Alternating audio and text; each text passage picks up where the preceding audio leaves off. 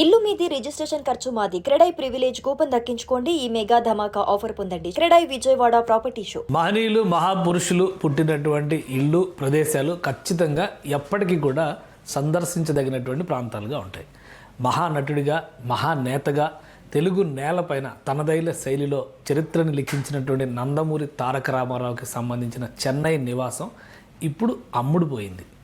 అసలు ఎందుకు అమ్మేశారు, ఎవరు కొన్నారు, ఆ నివాసాన్ని ఒక మాన్యుమెంట్గా ఉంచాలి అనేటువంటి కోరిక ప్రతి అభిమానిలోనూ ఉంటుంది. ఇప్పుడు ఆ నివాసాన్ని ఏం చేయబోతున్నారు, ఈ అంశాలను విశ్లేషించేటువంటి ప్రయత్నం చేద్దాం. మనతో పాటు సీనియర్ జర్నలిస్ట్, పొలిటికల్ అనలిస్ట్ ప్రభు గారు ఉన్నారు. ప్రభు గారు నమస్తే. నమస్తే.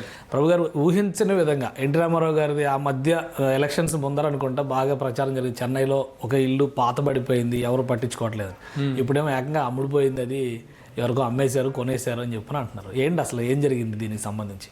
నిజంగా రామారావు గారి ఇల్లుని మాన్యుమెంట్గా చేయాలి, దాంట్లో ఉన్నటువంటి అప్పట్లో ఆయన వాడినటువంటి కాస్ట్యూమ్స్ కానీ సెట్ ప్రాపర్టీస్ ఇవన్నీ కూడా అలా ఉన్నాయి. ఒక శిథిలావస్థకు వస్తున్నటువంటి పరిస్థితి ఉన్నటువంటి సందర్భం ఉంది. అయితే దాన్ని వాళ్ళ కుటుంబం నందమూరి రామారావు గారి, ఎన్టీ రామారావు గారి కుటుంబం అంటే తెలిసిందే, చాలామంది కొడుకులు, కోడళ్ళు, మనవాళ్ళు అందరూ సెలబ్రిటీస్ ఆల్మోస్ట్ అందరూ కూడా చాలా ఉన్నతమైన పొజిషన్ ఉన్నటువంటి వాళ్ళే. అయితే ఇప్పుడు ఆ ఇంటిని ఏం చేయాలనేటువంటిది కుటుంబ సభ్యుల మధ్య ఒక ఇదిగా జరుగుతుంది. ఏ నిర్ణయం తీసుకునే పరిస్థితి అందరూ కలిసి దాని పట్ల ఒక ఇది తీసుకోవటం అనేటువంటిది సాధ్యపడలేదు. ఈ లోపల ఒక అనుకోని ఒక సంఘటన జరిగింది. ఓకే. ప్రముఖ నిర్మాత చదలవాడ శ్రీనివాసరావు గారు, ఆయన ఏషియన్ టింబర్ డిపోస్ని బాగా ఇండియాలోనే one of the top timber merchants వాళ్ళు. Okay okay. Top range timber merchants, international లెవెల్లో టెంపర్ బిజినెస్ చేసేటువంటి వ్యక్తి. అలాగే తెలుగులో చాలామంది ఆ రోజుల్లో కృష్ణ గారితో, కృష్ణరాజు గారితో, చౌన్ బాబు గారితో, నాగేశ్వరరావు గారితో, వీళ్ళందరితో గొప్ప అనుబంధం కలిగినటువంటి వ్యక్తి, సినిమాలు తీసినటువంటి వ్యక్తి ఆయన. వాళ్ళు చదలవాడ బ్రదర్స్, చదలవాడ తిరుపతిరావు గారు, చదలవాడ శ్రీనివాసరావు గారు, ఇద్దరు కూడా ఇండస్ట్రీలో చాలా ఇదైనటువంటి వ్యక్తులు, చాలా ఆఫ్కోర్స్ వెల్ బ్లెస్డ్ పీపుల్, కోటాను కోటీశ్వరులు. అయితే ఆయన అనుకోకుండా మన చెన్నై ఏదో పని మీద వెళ్తుంటే పక్కన ఉన్నటువంటి వ్యక్తి ప్రసన్న కుమార్ గారిని ప్రొడ్యూసర్ రామారావు గారి కుటుంబానికి చాలా సన్నిహితమైనటువంటి వ్యక్తి, కౌన్సిల్ సెక్రటరీగా చేస్తున్నారు. ఆయన వీళ్ళందరూ సరదా ఏదో పని మీద మెడ్రాస్ వెళ్ళి వస్తుంటే ఇదే రామారావు గారి అని అంటాం జరిగిందంటే, రామారావు గారి ఒకసారి చూద్దాం అని చెప్పేసి ఈయన అంటాం. ఇంట్లో లోపలికి వెళ్ళేటప్పటికి ఆ గేట్ మీద చెయ్యేస్తే కూడా వాచ్మెన్ వచ్చేసి అని చెప్పి ఆ గొడవ చేశాడంట. ఇంతలో వెంటనే ఇప్పుడు ఇప్పటికీ అక్కడ ఒక భద్రత కానీ నిర్వహణ కానీ ఉంది. ఒక వాచ్మెన్ ఉంటాడు, అనుకున్నంత స్థాయిలో లేదు, ఒక వాచ్మెన్ మాత్రం ఉంటాడు. ఇంతలో చేసేటప్పుడు అప్పుడు మోహన్ కృష్ణ గారికి ఫోన్ చేసి, రామారావు గారి అబ్బాయికి మోహన్ కృష్ణ గారికి ఫోన్ చేసి ఇలా ఇల్లు చూడటానికి వచ్చామంటే, అప్పుడు ఆ వాచ్మెన్కి ఫోన్ చేసి చెప్తే వాచ్మెన్ తలుపులు తీసితే లోపలికి వెళ్ళి చూస్తే ఇల్లంతా అసలు ఒక ఇదిలో ఉంది. అప్పటి ఆ జ్ఞాపకాలు ఇప్పటికీ అవన్నీ ఉన్నాయి. రామారావు గారి జ్ఞాపకాలు కానీ, రామారావు గారు సంచరించినటువంటి ప్లేస్, ఆ మహానుభావుడు నడిచినటువంటి, ఆ మహానుభావుడు నివసించినటువంటి ఇల్లు అనమాట అది. వీళ్ళందరూ రామారావు గారి ఆ సంస్థానం మొత్తం, ఆ సంతానం మొత్తం పెరిగినటువంటి ఇల్లు అది. ఆ ఇదిని చూడగానే ఈయనకి చాలా అభిమానం తన్నుకొచ్చింది చదలవాడ శ్రీనివాసరావు గారికి. ఇల్లు ఏం చేస్తున్నారు, దీన్ని ఎలా ఉంచారు, ఏం చేస్తున్నారంటే, ఏం లేదు అలా ఉంచామంటే, అమ్ముతారా, నేను కొంటాను అని అన్నాను.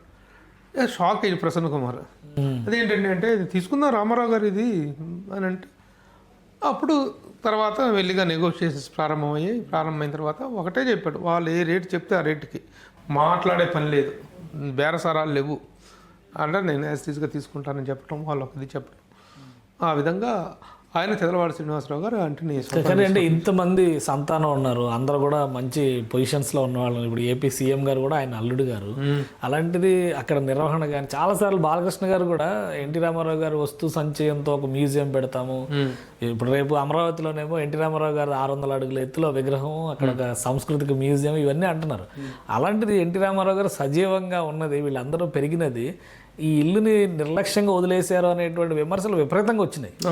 ఏంటి ఇది నిర్లక్ష్యంగా వదిలేశారు? నిర్లక్ష్యంగా వదిలేయటం ఏమీ కాదు. వాళ్ళు తలుసుకుంటే ఆ ఇంటిని చేసుకుని ఎవరో ఒకరు ల్యాండ్ ఓవర్ చేసుకొని చేయటమే కాదు. అన్నదమ్ములు అంతమంది 18 మంది దాదాపు సంతకాలు చేశారు ఇప్పుడు ఈ డాక్యుమెంట్స్ మీద. మనవాళ్ళు, మనవరాళ్ళు, సంతానం అందరూ కలిసి అంతమంది ఒక కూడి దాని మీద ఒక నిర్ణయం తీసుకోవటం అనేటువంటిది సాధ్యపడలేదు. టైం కలిసి రాక జరిగినటువంటిది తప్ప అది చేసుకోవాలంటే వాళ్ళకున్నటువంటి స్థితికి, వాళ్ళకున్నటువంటి ఆస్తిపాస్తులు కదా పెద్ద మ్యాటర్ కాదు అది. ఇంతలో ఇది జరిగింది. ఓకే, ఎవరు పడితే వాళ్ళు అడిగితే ఇచ్చేటువంటి వాళ్ళు కూడా కాదు వీళ్ళు. అడిగిన వ్యక్తికి రామారావు గారి పట్ల ఉన్నటువంటి అపారమైనటువంటి గౌరవ ఏంటి ఆయనకి ఇప్పుడు చాలా మంది అభిమానులు ఉన్నారు. మొన్న కూడా ఎన్టీ రామారావు గారి హవాలో మంత్రులు అయిన వాళ్ళు, గొప్ప గొప్ప వాళ్ళు అయిన వాళ్ళు కూడా ఉన్నారు. వాళ్ళకంటే ఈయన భిన్నమైన వారు ఎలా అవుతారు చెప్పండి? భిన్నమైన వాళ్ళు, డబ్బులు ఉండే వాళ్ళు అనేటువంటిదే కాదు, ఆయన పట్ల ఒక కృతజ్ఞతాభావం కలిగినటువంటి వాళ్ళు వీళ్ళు. ఎట్లాగంటే వీళ్ళు చదలవాడ బ్రదర్స్ మొదటి నుంచి కూడా టింబర్ వ్యాపారంలో, తెనాలికి సంబంధించినటువంటి వాళ్ళు టింబర్ వ్యాపారంలో బాగా సంపాదించుకొని, అలాగే వాళ్ళకి అప్పట్లో టూరిస్ట్ బస్సుల నిర్వహణ కూడా ఉండేది. రామారావు గారు ఉన్నట్లుగా ఒక ఉధృత స్థాయిలో ఉన్న రోజులు అంటే దాదాపు 1960s ఆ ప్రాంతాల్లో, 60s 70s ఆ ప్రాంతాల్లో అప్పట్లో ఈ టూరిస్ట్ బస్సుల వాళ్ళకి ఒక ప్రధాన ఆకర్షణ ఏంటంటే తిరుపతి పుణ్యక్షేత్ర దర్శనము, తిరుపతి ఆ చుట్టుపక్కల ప్రాంతాలతో పాటు ఇంకొక ప్రధాన ఆకర్షణ ఎన్టీ రామారావు గారి దర్శనం. ఓకే, ఉదయం 7 మద్రాసు తీసుకెళ్ళి మెడ్రాస్లో ఎన్టీ రామారావు గారి దర్శనం. ఆ విధంగా టూరిస్ట్ బస్సులు నడుపుతూ రామారావు గారిని ఆల్మోస్ట్ ఈ టూరిస్ట్ బస్సులతో పాటు రెగ్యులర్గా వెళ్ళటం, ఆయన చూడటం. ఆ రోజున ఆయన వచ్చి ఆ టూరిస్టులతో పలకరిస్తాం, ఆప్యాయంగా పలకరిస్తాం. ఏం బ్రదర్ ఏ ఊరు, వాళ్ళకి భోజనాలు కూడా ఏర్పాట్లు చేసేవాళ్ళని చెప్పారు. ఏం బ్రదర్ ఏ ఊరు మీది, ఎక్కడి నుంచి వచ్చారు, ఎలా ఉన్నాయి, రైతులు ఎలా ఉన్నారు, వర్షాలు ఎలా ఉన్నాయి, పంటలు బాగా పండుతున్నాయి, ఇలాంటి కుశల ప్రశ్నలతో ఆయన అందరినీ పలకరించేవాళ్ళు. పొద్దున్నే మేకప్ వేసుకొని కూర్చొని వీళ్ళ కోసం ఒక 6:30, 7 దగ్గర నుంచి ఒక 8 దాకా స్పెండ్ చేసి అప్పుడు షూటింగ్కి వెళ్ళేవాళ్ళు. అలా టూరిస్ట్ బస్సులు నిర్వహించిన వాళ్ళు వీళ్ళు. సో అంటే ఆ బిల్డింగ్లోనే అప్పుడు ఉండేవారు, అక్కడికే వీళ్ళు బస్సులు నడిపేవాళ్ళు. అదనమాట ఆ అనుబంధం. ఆ తర్వాత కాలం కలిసి వచ్చి వీళ్ళు చాలా పెద్దవాళ్ళు అయ్యారు, చాలా చాలా వేల కోట్ల అధిపతులు అయ్యారు. ఈ రోజున అనుకోకుండా అక్కడికి వెళ్ళి చూడటం అది జరుగుతుంది. రామారావు గారి ఇల్లు అదే కాకుండా వాళ్ళకు దూరపు బంధుత్వం కూడా ఉంది. రామారావు గారికి వాళ్ళ బంధువుల్లో ఎవరికో ఇచ్చి పుచ్చుకోవటాలు జరిగిందనమాట. కాబట్టి ఇవన్నీ అనుబంధాల దృష్ట్యా ఆ ఇంటిని మేము తీసుకుంటామంటే ఎవరు పెడితే వాళ్ళు కాదు కదా. రామారావు గారి పట్ల విశేషమైన అపారమైన గౌరవం ఉన్నటువంటి వాళ్ళు కాబట్టి వాళ్ళు చక్కగా దాన్ని మెయింటైన్ చేస్తారని దీంతో ఇచ్చారు. సో ఏం చేస్తారు ఇప్పుడు ఆ బిల్డింగ్ ఏం చేస్తారు? కొన్ని మోడిఫికేషన్స్ అవి కూడా జరుగుతున్నాయంటే ఆ ఫోటోస్ అవన్నీ వచ్చినాయి. ఇప్పుడు అవన్నీ మొత్తం శుభ్రం చేసేసి అది బజుల్లా రోడ్డు, టీ నగర్లోని బజుల్లా రోడ్డు. ఆ బజుల్లా రోడ్డు ఒక వైభవం ఒక రోజుల్లో. ఎదురుగా దాసరి నారాయణరావు గారి ఇల్లు, ఓకే, దానికి జస్ట్ కొంచెం పక్కన దాసరి బిల్డింగ్ ఎదురుగా బిల్డింగ్ దాసరి నారాయణరావు గారి ఇల్లు. ఈయన డిఎన్ఆర్, ఎన్టీఆర్, డిఎన్ఆర్. ఇక రామారావు దాసనారావు అంటే రాత్రి 10 దాకా, తెల్లారి 3 దాకా కథా చర్చలు అవి జరుగుతూ ఉండేవి. ఈయన నిద్రలేసే టైం ఇది. ఆయన ఇంకా బజార్కి ఎవరు వాచ్మెన్లు, గుర్కాలు అవసరం లేదు, వాళ్ళిద్దరికి ఆపలే సరిపోతుంది అనుకునేటువంటిది పెద్ద ప్రతీతి అప్పట్లో. ఆ విధంగా ఆ ఇంట్లో ఇప్పుడు పెద్ద ఫ్లైఓవర్ పడింది, చాలా బిజియెస్ట్ రోడ్ అయింది అది. ఓకే, సరే ఆ ఇంటిని అలా ఉంచేసి దాన్ని బాగా చక్కగా ఒక మాన్యుమెంటల్గా తయారు చేసి రామారావు గారికి అవన్నీ ప్రిజర్వ్ చేస్తూ ఒక రకంగా రామారావు గారి స్మృతి మందిరం లాగా కూల్ చేసో లేదా ఇంకోటి ఏదో. అసలు ఆయన మా తరం కాదు, మా తరతరాలు పోయినా సరే అది రామారావు గారి ఇల్లుగానే ఉంటుంది. ఎన్ని కోట్లు పెట్టుకొని దాన్ని ఆ విధంగా ఆయన మీద స్మృతిపదంగా ఉంచుతామని అంటే అది రియల్లీ గొప్ప కాన్సెప్ట్. అది వాళ్ళకి ఉన్న అభిమానానికి అంత. ఎవరైనా కొనుక్కుంటే ఏం చేస్తారంటే కొలగొట్టేసి అపార్ట్మెంట్స్కి డెవలప్మెంట్కి ఇస్తారు. 1000 గజాల స్థలం దగ్గర. ఆ శ్రీనగర్లో 1000 గజాలు అంటే మామూలు ప్రాపర్టీ కాదు అది. అక్కడ చాలా డిమాండ్ ఉంటుంది. అలాంటి దాన్ని ఇంకా మోడలింగ్ చేసేసి చక్కగా తయారు చేసి దాంట్లో మన దానవీర సూరకర్ణలో సింహాసనం మీద కూర్చుని ఉంటారు రామారావు గారు. ఆ సింహాసనం కూర్చున్నట్టు దాన్ని మళ్ళీ అలాగే రెప్లికా తయారు చేయించి దాంట్లో రామారావు గారి విగ్రహాన్ని అలా ప్రతిష్ఠింపజేయాలనేటువంటిది వాళ్ళ ఆకాంక్ష. చదలవాడి శ్రీనివాసరావు గారు వ్యక్తం చేసినటువంటి. ఇంతమంది కొడుకులు, ఇంతమంది సంతానం ఎవరో చేయలేంది చదలవాడి శ్రీనివాసరావు గారు చేయలేంది అనేది కాదులేండి. నిజంగా ఇదేంటంటే ఇది ఒక చిన్న విమర్శకు దావిచ్చేటువంటిది. అవును, అంటే అందరిలో అదే ఉంది. ఇప్పుడు నిజంగా ఆయన ఘనత నుంచి వీళ్ళంతా ఉద్భవించిన వారు అయినప్పుడు ఆయనను గౌరవించుకోవాల్సిన బాధ్యత ముందు వీళ్ళకు ఉంటుంది కదా. ఈ ప్రశ్న ప్రతి ఒక్కళ్ళు విమర్శ చేసే వాళ్ళు అందరూ అంటారు. సో ఆ చర్చకి ఎవరు సమాధానం చెప్తారు? ఆ చర్చకు సమాధానం ఏం లేదు. వాళ్ళు చేసుకోలేక కదా, నిజంగా చేసుకోలే. వాళ్ళకు ఉన్నటువంటి దీంట్లో అంతమంది కలిసి వచ్చి దానికి ఒక కార్యాచరణ రూపొందించుకోవటానికి సాధ్యపడలేదు. అనుకోకుండా అది వాళ్ళు అనుకుంటున్నారు త్వరలో చేద్దాం అనుకుంటున్నారు. బాలకృష్ణ గారు ఆ విషయంగా కొన్ని నిర్ణయాలు తీసుకోబోతున్నారు. ఇంతలో ఇది కలిసి వచ్చింది. వీళ్ళు నేను తీసుకుంటాను, నేను దాన్ని చేసుకుంటాను అని వీళ్ళు ముందుకు రావటం ఇది ఒక గొప్ప చేశారు.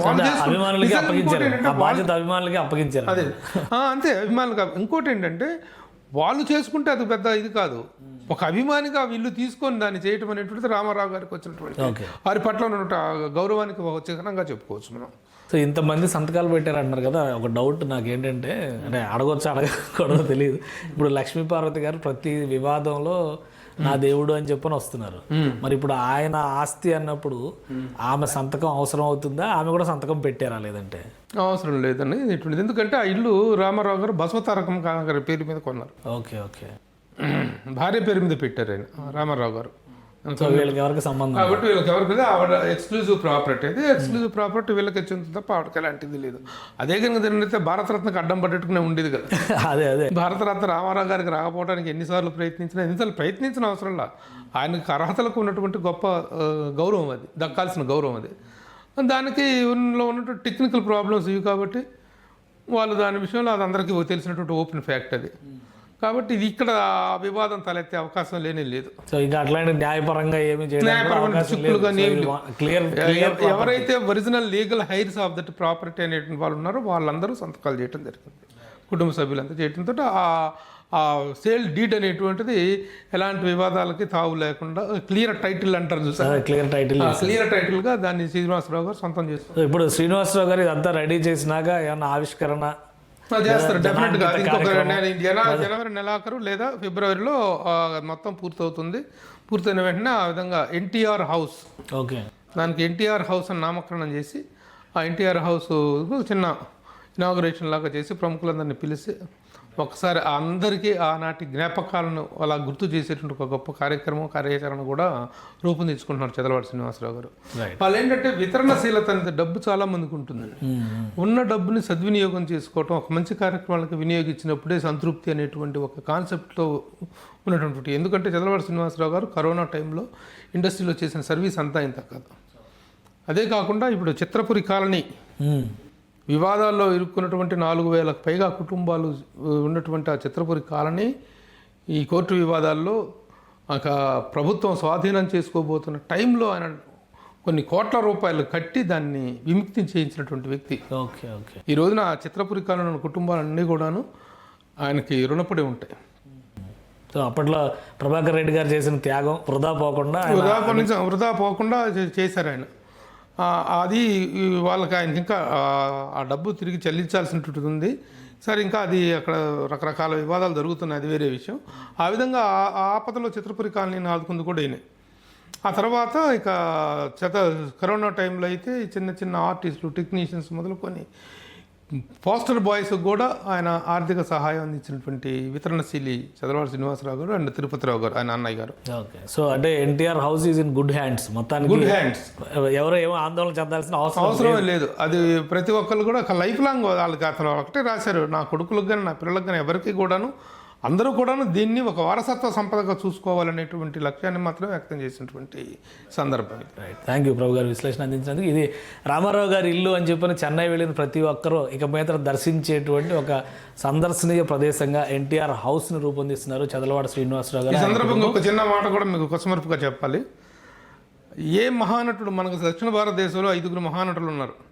అక్కినేని నాగేశ్వరరావు గారు, రామారావు గారు ఆంధ్రప్రదేశ్కి సంబంధించి, తెలుగు దీనికి సంబంధించి, కన్నడ రాజకుమార్ గారు, తమిళంలో శివాజీ గణేశన్ అండ్ ఎంజీఆర్ గారు ఇద్దరున్నారు, కర్ణాటకలో ఇక్కడ ఈయనున్నారు ప్రేమ్ నజీర్ గారు. వీళ్ళందరినీ మనం ఒక తరానికి సంబంధించిన అగ్రనటులుగా చెప్పుకుంటాం, థెస్పియన్స్గా.